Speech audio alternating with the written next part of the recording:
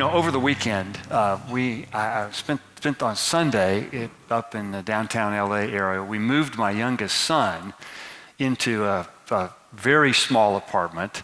My youngest son is just graduated from college last spring. He spent the summer and fall working in order to save some money. What he wanted to do really was move up to the Los Angeles area to pursue the thing he's most passionate about, which is stage and acting and theater. And so we moved him up there. He's probably got about maybe 50 square feet of space to call his own at a very reasonable rent, I might add, which we finally, I think it's nice to see him launched and sort of off the family payroll, which has been a good thing. But moving him up there was a lot more emotional experience than I thought it was going to be, because I'm pretty sure he's not going to live at home again. We'll see. He's not that far away. I mean, he went to college on the other side of the country, so we're sort of used to having him far away. But this had a kind of a note of finality to it that his other moves have not had before. And it caused me to reflect on a number of things about his life. And one thing that came back to mind to me was a conversation we had over dinner just before we all flew out together to drop him off at college before his freshman year going to school on the East Coast. I remember the purpose for this was Dad sitting down with my son to give him sort of one last little booster shot spiritually to encourage him to, and to help him think about how he was going to take his faith seriously when he went away to college, how he was going to nurture his faith so that it came out intact when he got finished with college. Now, I remember as we talked, we had a long discussion over dinner. And as we talked, it became apparent to me that there were some things that we needed to talk about that we hadn't talked about before. And I just assumed he was we were in a terrific church with a terrific high school ministry. He'd been in the same small group with the same leaders for 4 or 5 years. In fact, they had followed him from middle school all the way through high school. And I thought, surely he's gotten a lot of what he needed, because about the time he went to high school, he tuned my wife and I out, and he basically said to us, you've said your piece, you're done. And so we had little choice but to trust him to some other folks to do that. Well, it turned out that as a result of all this, it became really evident to me that nobody had ever connected the dots for him between his faith and the thing that he was most passionate about, which is the stage, acting, and theater. Because when we talked about how are you going to nurture your faith when you get to college, all he could think about was the stuff that he had been doing already in his local church. And that was all good and important and foundational. But his idea of what it meant to flourish in his faith had been reduced to what he did on Wednesday night and Sunday mornings. And I realized that he had a truncated view of what it meant to flourish in his faith. And it became evident when we contrasted this with his best friend from high school, who just graduated from Biola about, I think, in August. And he was a Christian ministries major. He went with the intention to be a youth pastor. And here's what really got my attention in this, is my son, he didn't come out quite and say it, but in so many words, he said something to this effect, that he was holding his best friend to a higher standard of taking his faith more seriously simply by virtue of what he was majoring in and where he was anticipating getting a paycheck after he graduated from. I remember thinking to myself, if I was a youth pastor, that would be keeping me up at night, thinking that high school and college students might have this thought that where they were going to get a paycheck from or where they were going to make a living had something to do with how seriously God was requiring them to take their faith.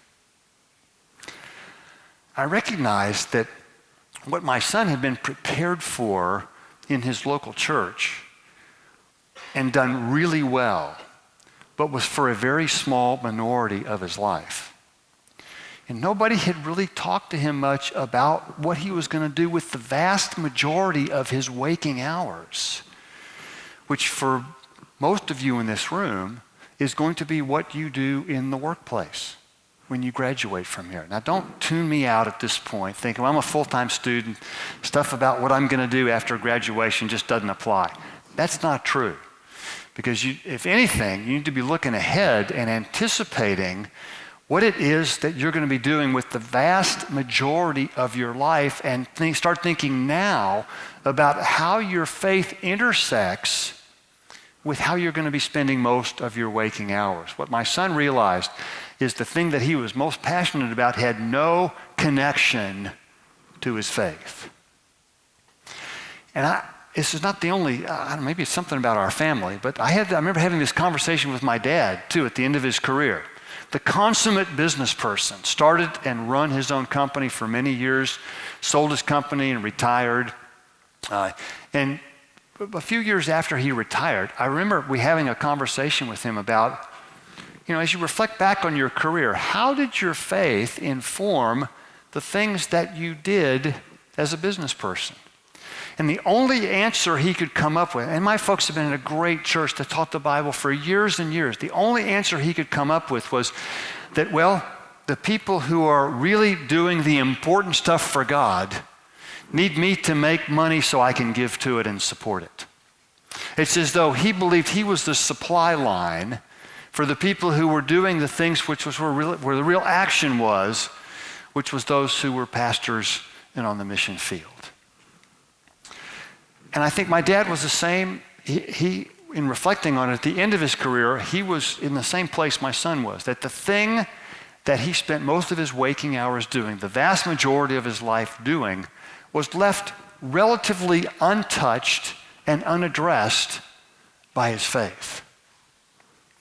And I think that's something that a lot of us in many of our churches tend to deal with, and it's something that I want to get at in terms of Scripture now.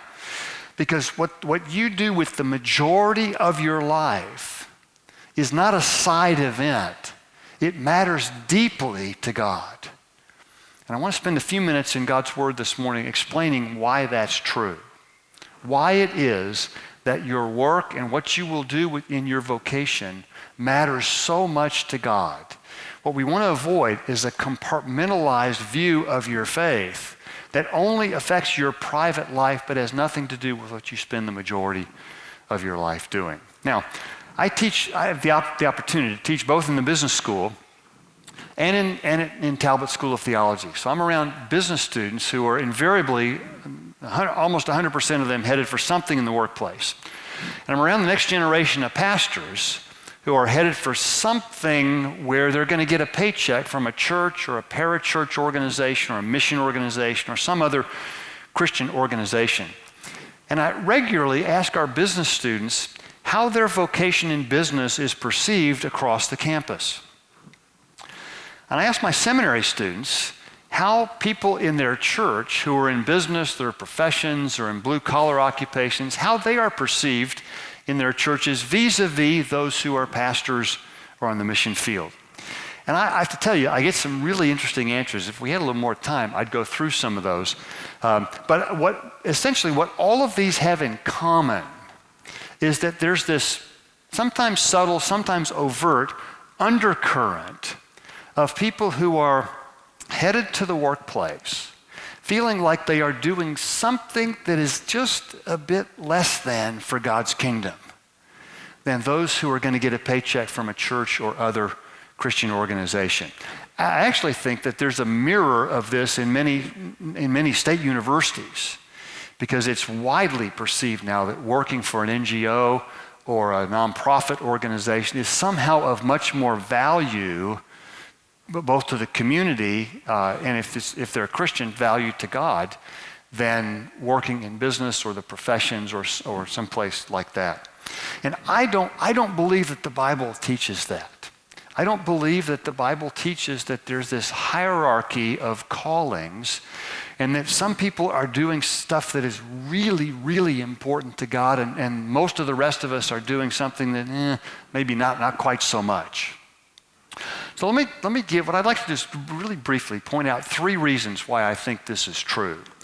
The first is that it comes from right at the very beginning in Genesis 1, when work was ordained. The way the Bible talks about this, I think, is very interesting because in Genesis 1, Genesis 1:28, it puts it like this. God blessed them and said to them, "Be fruitful, increase in number, fill the earth, subdue it, rule over the fish of the sea and the birds of the sky and every living creature that moves on the ground."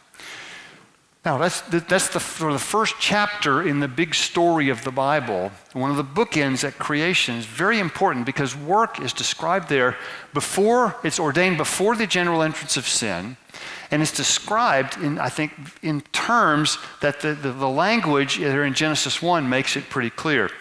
We take this generally as we read this, it's be fruitful and multiply, as though that's altogether talking about procreation. And fill the earth and subdue it and rule over it. But in reality, those are two different things that are separated. I mean, they're related, but they're not synonymous. So it's be fruitful, multiply, fill the earth, subdue it, and rule over it. 5 different imperatives, right back to back to back to back to back in the Hebrew text. And the term for be fruitful is the Hebrew word para, which means be productive. And it has to do with Adam and Eve's charge to fulfill a dominion mandate to unearth what God had embedded into creation, and in part by virtue of being made in his image, we are given the tools to do that. But it has primarily to do with productivity, not procreation. And it's essentially a mandate to human beings to be productive with their lives. Now, I think for most of us, the primary arena in which that will take place is in the workplace. I think the workplace is the primary arena in which most of us will fulfill the dominion mandate to be fruitful, to be productive as creation is unfolded. Now, I will say at the ending bookend of history as well, work has a prominent place because the prophets talk about when the kingdom comes in its fullness, we'll beat our swords into plowshares and spears into pruning hooks. That is, the implements of war will be transformed into the implements of productive work. So I'm sorry to break this to you, but when the kingdom comes in its fullness, you will likely still be working. Okay, now, I'm not so sure about the getting a paycheck part and where that fits in, but I suspect we will still have exchange. We will still have money as a medium of exchange. It's just that the arenas of work will be free of sin and corruption when the kingdom comes in its fullness. This is, I think, what the late Chuck Colson meant when he said we are hardwired for work. Work has intrinsic value because it's part of who God has made us by being made in his image. Now, a second reason why this matters. Not only does our work have intrinsic value, it was ordained before the entrance of sin, not after it. And actually, I think if you talk to most people in the workplace, they live as though their work were ordained after the entrance of sin, not before it. Right? They view their work as their penalty, which I think explains why most people are working as hard as they can to make as much money as fast as they can so they can retire as soon as they can and do something else that they think to be of more value to God's kingdom.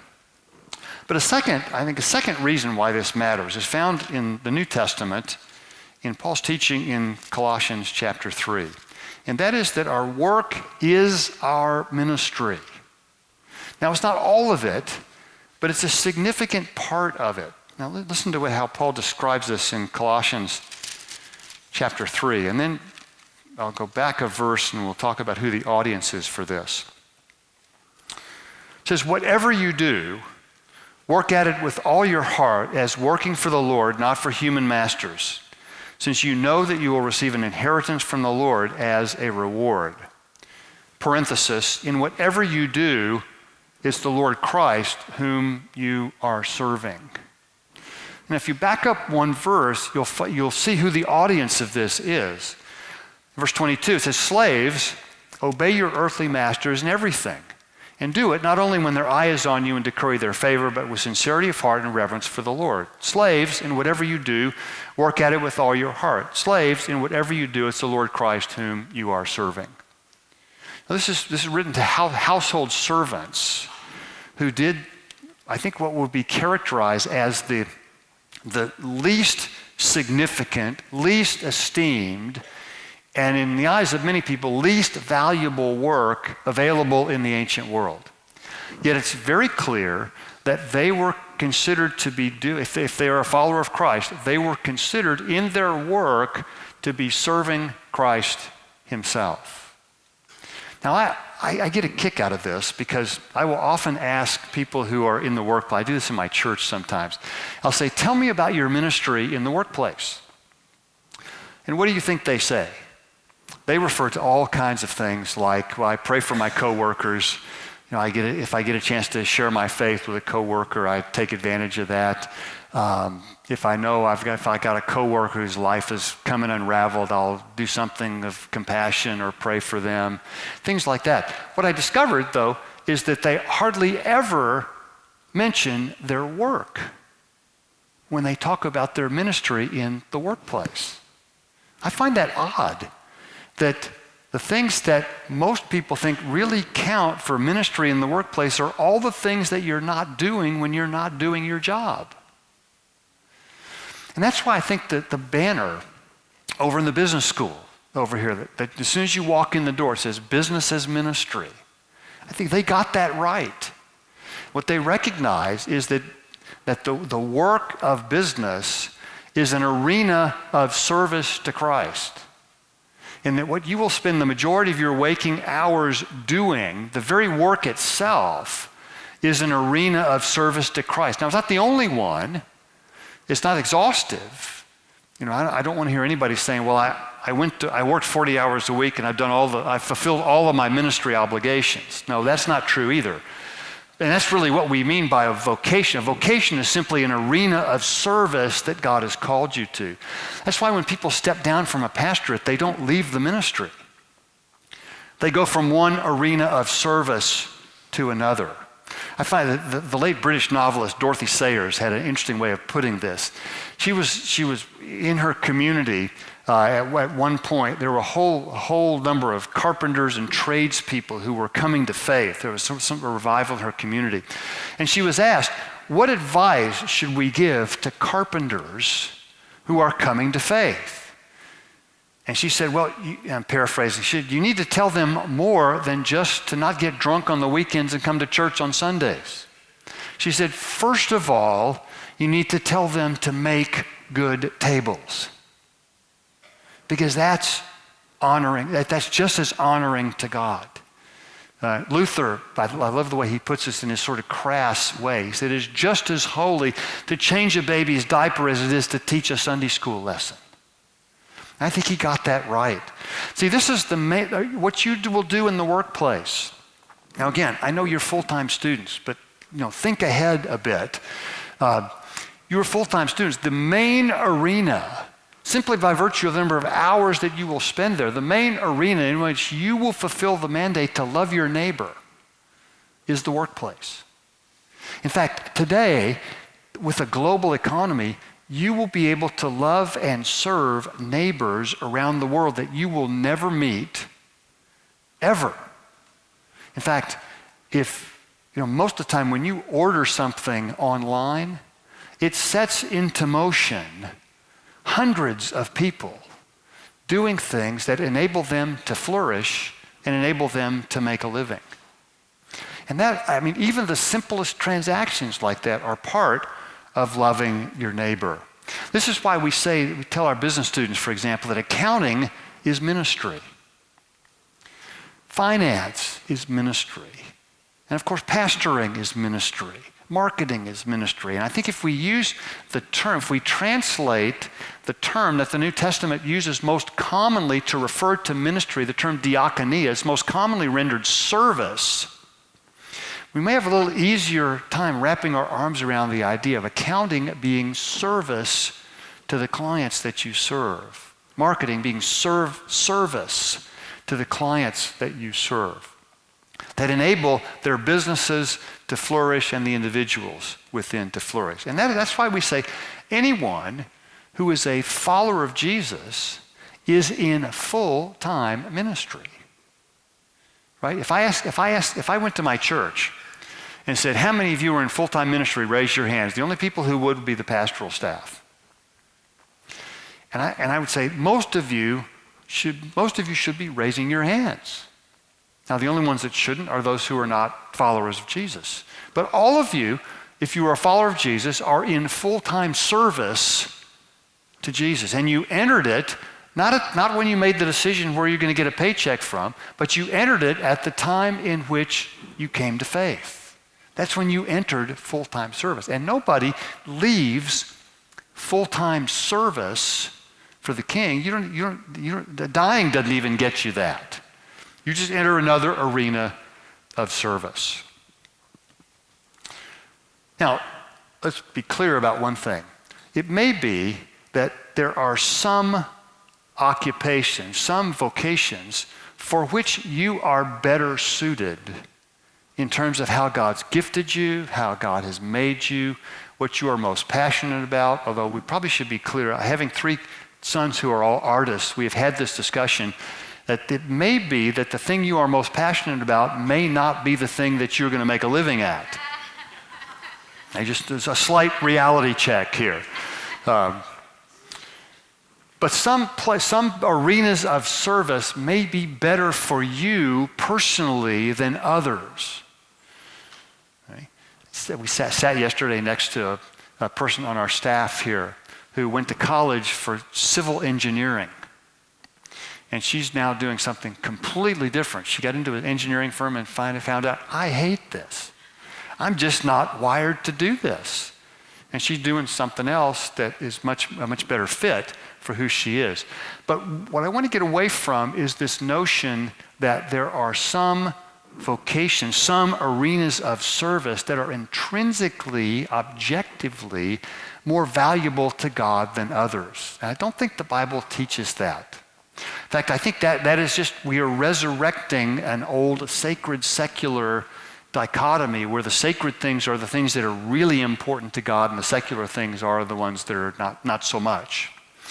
But the Reformers gave their lives in order to erase the distinction between the sacred and the secular. The song we sang, "This is my Father's world," suggests that there is no such thing as a secular job. In fact, I get a big kick out of people who say, help me think about how I can take God to work. I say, really, you're asking that question? Because if you think about it, God happens to already be there well ahead of you and having paved the ground for you. You know, it's like the person who laments the fact that they're the only believer at their workplace. And I said, you're seriously lamenting that? You mean to tell me that God's entrusted that whole place to you? But that's true. So I think part of we need to talk about this correctly. Because I would eliminate from our vocabulary the notion of secular jobs or higher callings or people who are on the front lines of ministry. I think to refer to pastors and missionaries being on the front lines is a backward view of the church. Because the church is the place that equips you to go out to the front lines. Your workplace, your homes, your neighborhood, those are the front lines of what God's doing in the world. But third, not only is your work intrinsically valuable to God, second, your work is your ministry. It's just not all of it. But third, the workplace, I think, is going to be, for many of you, the main crucible in which you are spiritually formed. Think about the number of hours you will spend at the workplace compared to the number of hours you will spend in a church building. And this is not to minimize anything of what goes on inside the church building. It's crucially important. But it would seem to me that the average person probably spends 10 times more time in the workplace than they will in the local church. And I think it makes sense to think about the opportunities that you have for God to shape you spiritually simply by virtue of the interactions that you have in the workplace, which I think that goes over the head of most people because we just don't have our antenna up to think about that. So that's, I think, I'd want to say that, that the Reformers, I think, had this right, that the whole world is a theater of God's glory. And that particularly what we do for the majority of our lives is the place that we can expect God to be involved doing the majority of shaping of our lives.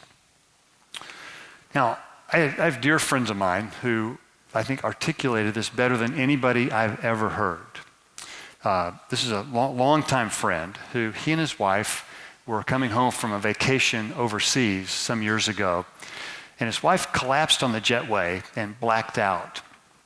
And they had no idea what was going on. Rushed her to the hospital. The neurologist pinpointed a small tumor at the base of her brain that had caused the blackout. And in outpatient surgery the same day, she went home, and to my knowledge, she is just fine today. And I remember my friend reflecting on all of the occupations that had come together to facilitate his wife's healing. And he said the most interesting thing. He said, I am so glad that the person who wrote the imaging software, for example, that enabled the surgeon to pinpoint just where the tumor was, said, I'm so glad the person who wrote that imaging software didn't decide to leave their business to go serve the Lord full time. As he recognized that that's what they were doing, assuming, of course, that they're a follower of Jesus. And I think that's what I want us to get from this. And as you go through classes this semester, what is preparing you to represent God, to represent the cause of Christ in the crucible arenas of the workplace that you will invariably be in once you finish here. Now is the time to get this theologically straight so that you can go out with confidence and assuredness that you are representing God in the workplace. Amen? Discover who you're called to be at Biola University, a leading Christ-centered university in Los Angeles, with programs on campus and online. Subscribe for more of our videos and learn more at biola.edu.